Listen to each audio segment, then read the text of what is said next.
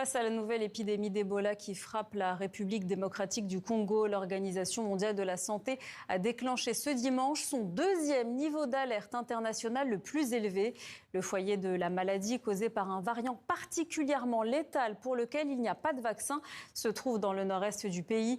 Selon les autorités, près d'une centaine de personnes sont mortes des suites de la maladie. Reportage d'Amani Alimazi Joseph et Lola Colomba. À l'entrée de la clinique universitaire de Bunia, tous les patients et le personnel doivent désormais passer par cette étape obligatoire, le lavage de mains.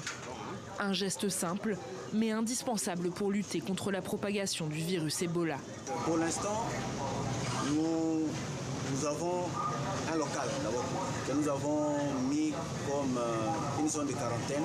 Si nous avons un cas suspect, nous pouvons d'abord l'isoler là-bas, tout en attendant que nous ayons un appui aussi des partenaires qui peuvent nous soutenir dans cette lutte. Le port des gants pour le personnel et la prise de la température des patients sont également systématiques. Seul geste rempart contre la souche Bundibugyo, une variante du virus particulièrement létale, contre laquelle il n'existe ni vaccin ni médicaments. En visite à Bunia, le ministre de la Santé congolais a annoncé le déploiement de capacités d'urgence dans la capitale de l'Ituri, mais aussi à Mongboalou, épicentre de l'épidémie, ainsi qu'à Rwampara. Ce matin, nous, on a amené justement toutes les tentes pour monter les centres de traitement.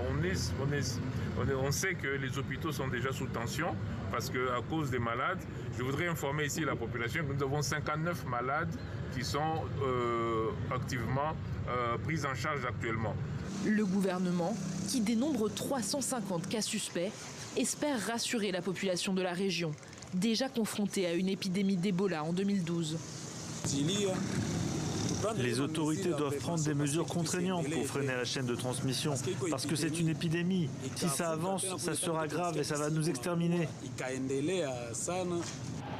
Un cas positif a également été confirmé à Goma, ville tenue par la FCM 23 depuis près d'1 an et demi.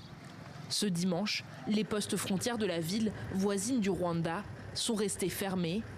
Le gouvernement congolais dénombre pour l'heure 91 décès probablement liés à l'épidémie.